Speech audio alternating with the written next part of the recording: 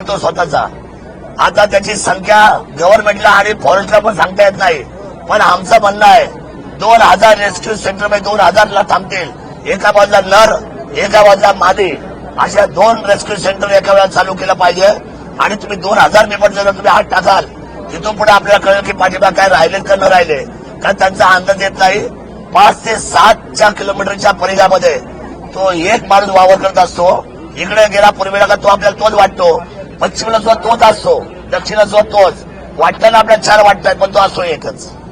उन्होंने जी मैं आदित्य रणनीति की जो दुनिया के किसान है उनका कहना है कि ये प्रोजेक्ट बारामती में जा रहा था जो सफारी वाला था, आपने उपोषण करके उस जगह पर सफारी लाई, वो जगह तो उनके लिए अनुकूल है, 80% गन्ने की खेती है.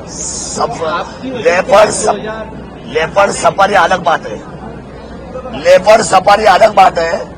लेपर्ड सफारी के लिए आपने को डेवलपमेंट आ रहा है, क्योंकि क्या है लेपर्ड सफारी से ही ये समस्या जुन्नर और आसपास के 4 तहसीलों में जिसमें 140 लोग मारे गए हैं, ऐसा क्षेत्र के किसानों का कहना है. अगर आप उपोषण नहीं करते वो बारामती में जाती और इतनी अनुकूल जगह उनको नहीं मिलती. नहीं, बारामती में क्यों जाएंगे वो, वहीं जाने पैदा से इधर ही है, जाएंगे कभी उधर कुछ बना ही नहीं. आप गलत बात कर रहे हैं, ये बात ही अलग है. लेपर्ड सफारी ये पर्यटन का साधन है, जहाँ लोग घूमने के लिए आते हैं, उनको टिकट लेके लेपर्ड देखना पड़ता है, वो चीज है. लेकिन वो अभी तक बनी नहीं है, वो जुन्नर में नहीं बनी है अभी. 4 तहसील है उसमें जो लेपर्ड है निकले हुए, वो सारे जंगल सफारी से भागे हुए लेपर्ड है. ऐसा लोगों का कहना है कि 2500 के करीब लेपर्ड. हाँ, जरा 4 दिन वहाँ पे आ जाना, थोड़ा मालूमात कर लेना, फिर मुझे क्वेश्चन कर लेना. आपको गलत बात है, गलत बात. दुसरीकडे वाढतं गुन्हेगारी, लोकांनी काय करायचं याच्यावर मला गुन्हेगारांची मला आयडिया नाही, माझ्याकडे अजूनपर्यंत तशी काही नोंद आलेली नाही. पण बिबट्याच्या बाबतीमध्ये मी आता संवेदनशील आहे आणि बिबट्याच्या बाबतीमध्ये शासनाने तातडीची उपाययोजना करावी, बिबट आपत्ती घोषित करावी आणि बिबट्यापासून आपल्यापर्यंत संरक्षण करावं, अशी माझी विनंती शासनाला आहे.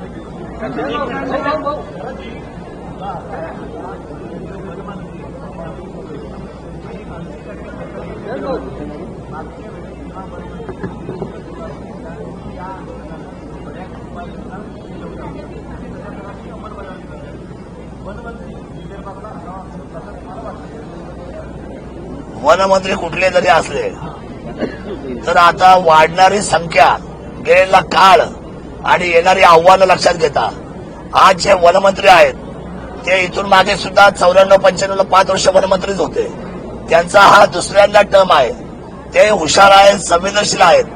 उपाययोजनेमध्ये आपण भरकटता कामा नये. आता याच्यावर लाईन ऑफ ऍक्शन व्हायला पाहिजे.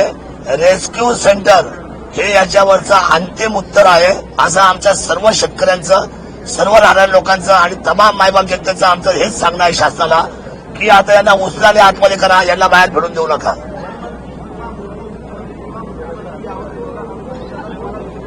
एक बैठक झालेली आहे, एक बैठक मुंबईला तातडीची झाली आहे, त्याच्यामध्ये रेस्क्यू सेंटरचा मुद्दा आलाय, पण त्या गोष्टीला आता 1.5 महिना झालाय.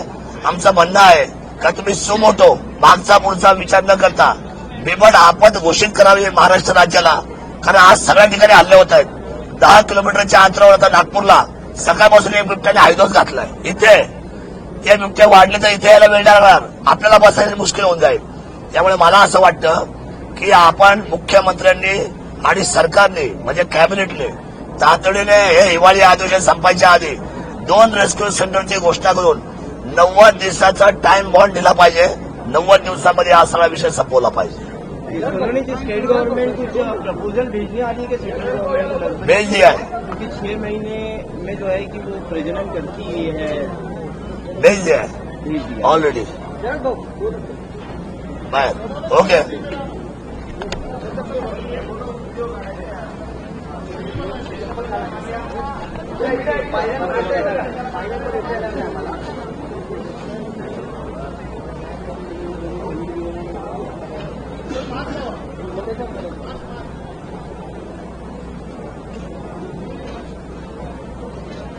एक माणसाचं आयुष्य बिबट्याच्या लहान बळीमुळे संपत असेल तर याला आपण सर्वजण दोषी आहोत असं मला सांगितलं.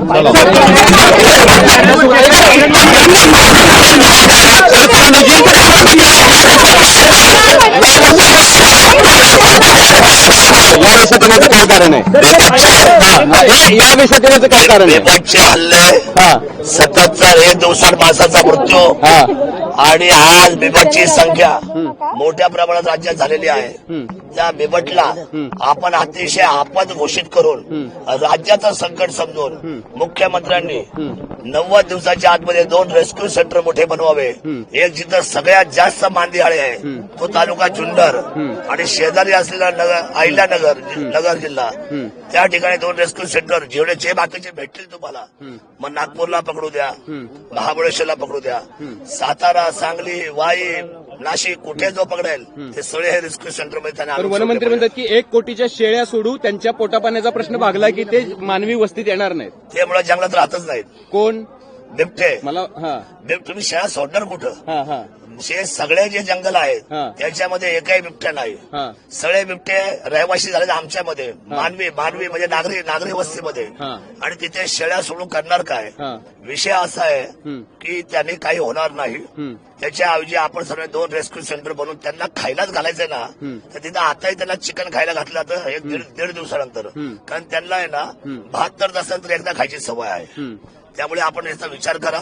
शासनाने जे काय उपाययोजना राबवतात, अधिकारी ज्या उपाययोजना सांगतात एससी मध्ये बसून, त्यांना त्याचं काही माहिती नाही.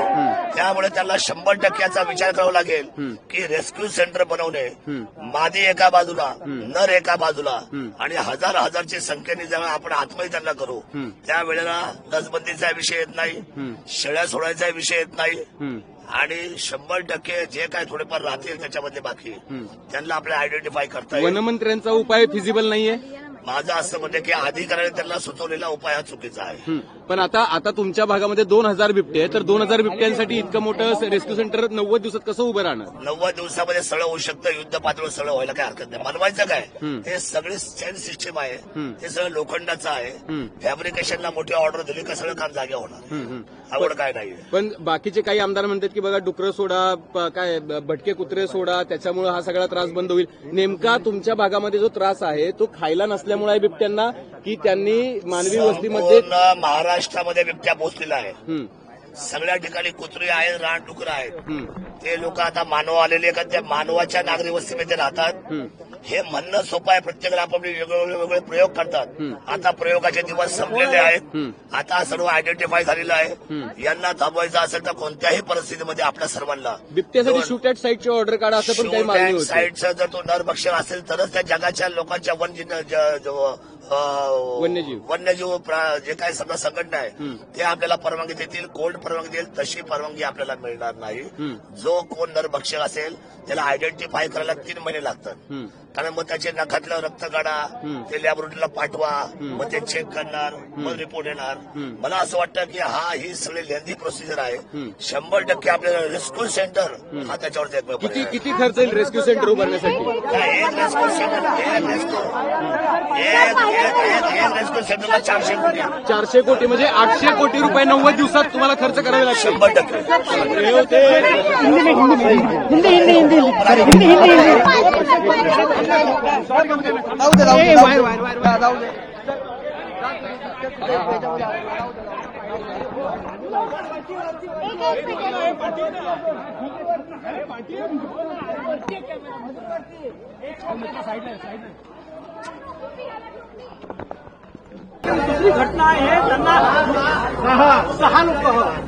नाही, आता कालच वनमंत्र्यांनी सभागृहात जाहीर केलं की या संबंधीच्या उपाययोजना काय असतील, आणि याची एक वेगळी बैठक माननीय वनमंत्री आजच्या घेत आहे. रिजन वाईज बैठक घेत आहे, कारण विदर्भाच्या फॉरेस्टचे, बिबट्याचे, वाघांचे प्रश्न वेगळे आहेत, तिकडे मराठवाड्याचे वेगळे आहेत, तिकडे पश्चिम महाराष्ट्र, उत्तर महाराष्ट्राच्या फॉरेस्टचे वेगळे आहेत, मुंबई कोकणमधल्या फॉरेस्टचे वेगळे आहेत. त्यामुळं रिजनल बैठका होणार आहे, आणि रिजनल बैठकामध्ये बिबट्या, वाघाबद्दलचे जे काही घटना या ठिकाणी होत आहेत त्याबद्दलची उपाययोजना करण्याचा निर्णय सरकार करणार आहे. आमचे वनमंत्री करतायत, माननीय मुख्यमंत्री करतायत.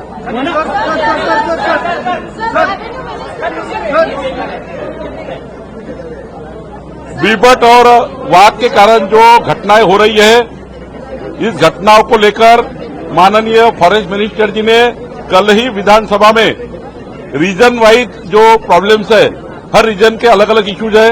विदर्भ रीजन के बिबट और वाघ का इश्यू अलग है, उसके बाद मराठवाड़ा के इशू अलग है, उत्तर महाराष्ट्र के इशू अलग है, नंदुरबार के इशूज अलग है और सभी के इशूज को लेकर हर विभाग की बैठक लेने का निर्णय वन मंत्री ने किया है। आज से बैठक चालू हो गई है और उसमें पूरा प्लान करके ही वन मंत्री जाने वाले हैं और यहां पर पूरे विदर्भ के अधिवेशन में ये प्लान करके कि बिबट से और वाघ से कोई भी जीवित हानि ना हो, किसी की भी नुकसान ना हो, ये निर्णय हमारे वन मंत्री और माननीय मुख्यमंत्री करेंगे। जंगल में अतिक्रमण किया जा रहा है, कंपनियां वह खोली जा रही है, इसलिए वन्य जीव जो है मानव वसाहती की तरफ आ रहे हैं, जंगल में अतिक्रमण हो रहा है।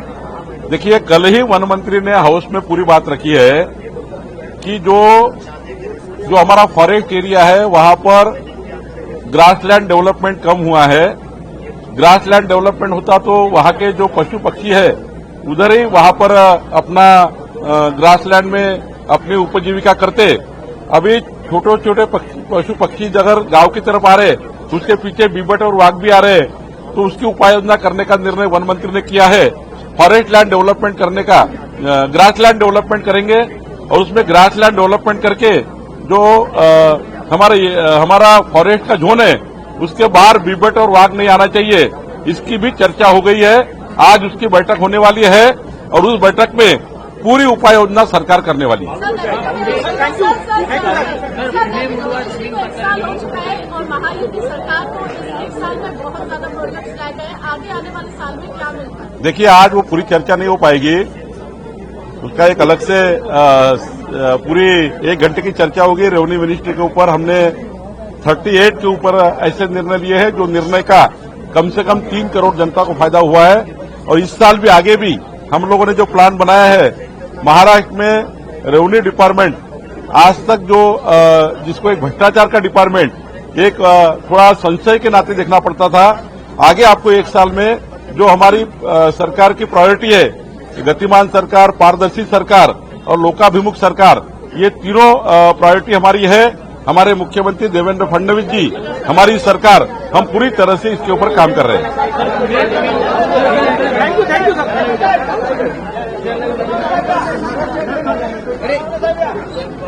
नागपूरला अधिवेशन सुरू झाल्यापासनं 2 तरुण युवक हलबा समाजाच्या प्रलंबित मागण्यांकरता उपोषणाला बसल्या। डॉक्टर कोहाड आणि जगदीश खापेकर, माझी सरकारला विनंती आहे की एक 2 ओळीची शिफारस हलबी समाजाकरता केंद्र सरकारला पाठवायची आहे।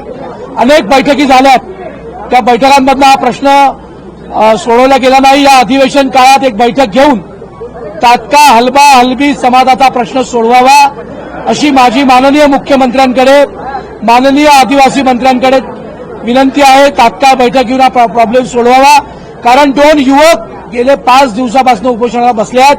त्या समाजाचे शिक्षित, विणकर समाजाचे शिक्षित लोक प्रचंड त्रासात आहेत, त्यांच्या नोकऱ्या चालल्या आहेत, त्यांच्या केंद्र सरकारच्या विभागातल्या, राज्य सरकार विभागातल्या अनेक लोकांना आत्महत्या करण्याची पाळी येते आहे आणि त्यांच्यावर अन्याय होतोय, कारण कायद्याप्रमाणे सुप्रीम कोर्ट, हायकोर्टाने त्यांच्या बाजूने निर्णय दिले आहेत। त्यामुळे माझी आपल्या माध्यमातून सरकारला विनंती आहे की तात्काळ ही शिफारस केंद्र सरकारकडे करावी। धन्यवाद।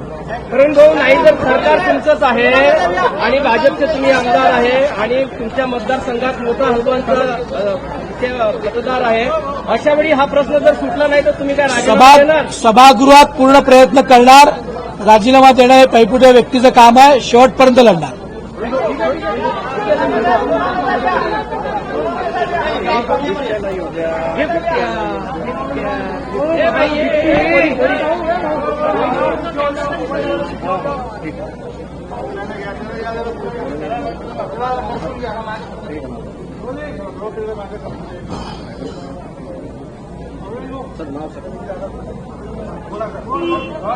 मी आमदार शरद सोनवणे, किल्ले शिवनेरी, छत्रपती शिवरायांची शिवजन्मभूमी, तालुका जुन्नर, जिल्हा पुणे।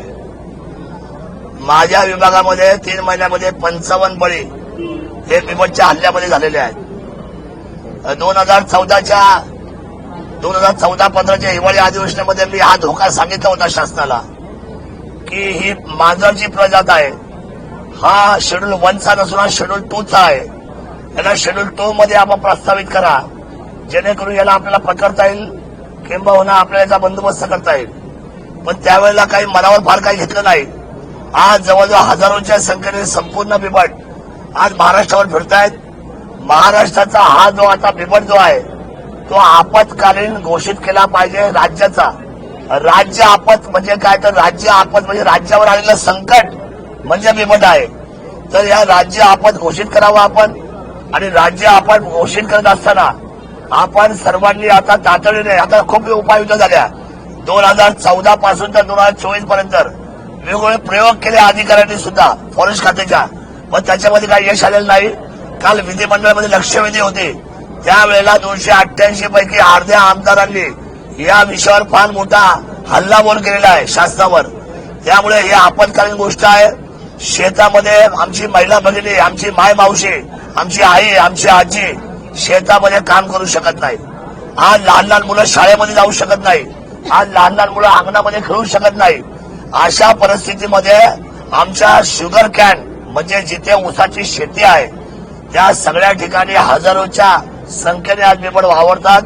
बिबट्याची संख्या मोठी आहे. आम्हाला माणूस मेल्यानंतर 25 लाख रुपये दिले जातात. 25 लाखाने गेलेला माणूस, गेलेली व्यक्ती, एखाद्या पतीची पत्नी, एखाद्या पत्नीचा पती, एखादा लहान मुलगा, एकुलते एक बाळ, हे 25 लाख त्याची किंमत होऊ शकत नाही. आम्हाला पैसा नको. आतापर्यंत 17.5 कोटी रुपये तुम्ही दिले, त्या 17.5 कोटीच्या मदतीची माती झालेली आहे. किती पशुधन केलं, किती आमची माणसं गेली. त्यामुळे आता बिबटच्या बाबतीमध्ये मी त्याने एक उपाय सुचवलेला आहे. हा नसबंदी किंवा शेळ्या सोडण्याचा जो प्रकार आहे, अधिकाऱ्यांना माझी नम्र विनंती आहे, अधिकारी इन करून एसी कॅबिनमध्ये वरती बसतात, त्यांना बिबट्याचा भय नाही, त्यांना या गोष्टीची कल्पना नाही. माझं विनंती आहे या बाबतीमध्ये शासनाने सुमोठो हा आपत विषय लक्षात घेऊन मुख्यमंत्री महोदय, 2 उपमुख्यमंत्री आणि राज्याचे फॉरेस्ट मंत्री गणेशजी नाईक साहेब यांनी 2 रेस्क्यू सेंटर तातडीने बनवावे. 2 रेस्क्यू सेंटर, एक जुन्नरमध्ये आणि एक अहिल्यानगरमध्ये, की जेणेकरून या रेस्क्यू सेंटरमध्ये तुम्हाला तातडीने यांना पकडता येईल. आज नागपूरला अधिवेशन चालू आहे. इथून 10 किलोमीटरच्या अंतरावर अवघ्या 10 किलोमीटरच्या अंतरावर आता सकाळी 2 तास ते एका बिबट्याला शहरामध्ये घुसलाय. उड्या मारतोय या गच्चीवरून त्या गच्चीवरून, त्या अंगणातून त्या अंगणामध्ये. लोक संपूर्ण घरदार सोडून पळून गेले. आज नागपूरसारख्या ठिकाणी ही परिस्थिती आज झाली अधिवेशनामध्ये. त्यांना 2 तासापूर्वी त्यांनी ऑपरेशन करून त्यांना ते बेशुद्धीचं इंजेक्शन मारून त्याला उचललं गेलंय. माझी विनंती शासनाला एवढीच आहे, 90 दिवसामध्ये एकही बळी महाराष्ट्राला परवडणार नाही, शेतकऱ्यांना परवडणार नाही. सर्वसामान्य माणसाला जीवनाचा अधिकार दिलेला आहे. जसा प्राण्यांना जगायचा अधिकार आहे तसा माणसाला जगायचा अधिकार आहे. नागरी वस्तीमध्ये बिबट्या येतो हे आपला मोठा अपयश आहे. त्यामुळे 90 दिवसाच्या आतमध्ये 2 रेस्क्यू सेंटर बनवा. आणि मी तुम्हाला सांगतो, जी ही वन्यजीव संस्था आहे याची म्हणजे वर्ल्ड वाईड ती संपूर्ण या लोकांचा खर्च करायची त्याची तयारी झालेली आहे. बिबट 72 तासामध्ये एकदाच फक्त अन्न खातो, 72 तासामध्ये एकदा, बाकीला तो जिरवतो. त्यामुळे त्याला आता सुद्धा आमच्याकडे एक बिबट निवारा केंद्र प्रयोगासाठी आहे. 2000 पासून ते चालू आहे. तिथं 50 बिबट्या आज समजतात. त्याची संख्या आता 105 झाली. त्यांना तिथेच जागेवर बसवून त्या ठिकाणी त्यांना वेळेमध्ये तिथं चिकन दिलं जातं, म्हणजे त्यांचं खाद्य दिलं जातं. माझं सरकारला निवेदन आहे, आपण एकही मृत्यू इथून पुढे होणार नाही. आणि 90 दिवसाच्या आतमध्ये 2 रेस्क्यू सेंटर हा एकमेव पर्याय आहे. शेळ्या सोडणं, नसबंदी करणं, त्याला गोळी मारणं, गोळी मारायचा अधिकार फक्त नरभक्षाला आहे. सरळ आणि साध्या तुम्ही बिबट्याला गोळी मारू शकत नाही. त्याला आयडेंटिफाय करायला, त्याला लॅबोरेटरीमध्ये जायला, त्याच्या नखाचं रक्त काढून त्याला चेक करायला 3-3 महिने जातात, 4-4 महिने जातात. आणि मग कसं शोधणार? माझी विनंती आहे माझ्या मायबाप सरकारला, आपण सुमोटो आजच्या आज विधिमंडळाने निर्णय घेतला पाहिजे. 90 दिवसात 2 रेस्क्यू सेंटर, एका बाजूला नर, एका बाजूला मादी. नर आणि मादी यांचं सेपरेशन करून मोठ्या पद्धतीचे 2 रेस्क्यू सेंटर आपण ते तयार करावेत. तेवढा पैसा शासनाकडे आहे, तेवढी तरतूद आहे आणि ते तुम्ही कराल अशी अपेक्षा व्यक्त करतो. आणि महाराष्ट्राला आपण बिबट मुक्त करा, महाराष्ट्राला आपण भयमुक्त करा. अशी कळकळीची विनंती मी महाराष्ट्र शासनाला करतो. सर, रेस्क्यू सेंटर तयार केल्याने हा प्रश्न सुटेल का? 100%. कारण एकीकडे मोठ्या प्रमाणात जंगलाची तोड होत आहे, जंगलामध्ये मोठ्या मोठ्या कंपन्या लागत आहेत, बिल्डिंगा निर्माण होत आहेत. असंच जर होत राहिलं महाराष्ट्रामध्ये तर रेस्क्यू सेंटर कुठे काम करणार? बिबटचा आणि जंगलाचा लांबवर संबंध नाही. बिबटची निर्मिती ही आमच्या जवळच्या असलेल्या ऊस शेतीमध्ये आहे. एकही माणूस जंगलात, एकही बिबट्या जंगलात नाही. आय एम सॉरी, मी आपल्याला सांगतो तो विषय मुद्दा वेगळा आहे. जंगलतोड हा जो करतो त्याला तुम्ही 100% विचारणा केली पाहिजे. आज हा बिबट्या जो आहे हा असलेल्या शेतामध्ये जन्माला येतो, ऊसाच्या शेतीला जन्माला येतो आणि आमच्यामध्ये वावरतो. हा जंगलात जात नाही, त्यामुळे त्याला शेळ्या सोडून सुद्धा काही फायदा होणार नाही. रेस्क्यू सेंटर हे त्याच्यावरचा फायदा नसलेला ओपिनियन आहे आणि तेच केल्यानंतर आपण वाचू शकतो असं माझं ठाम मत आहे. किती बिबटे आहे महाराष्ट्रामध्ये, असा आकडा आहे? आकडा 5 किलोमीटरमध्ये एक बिबट्या वावर करतो स्वतःचा.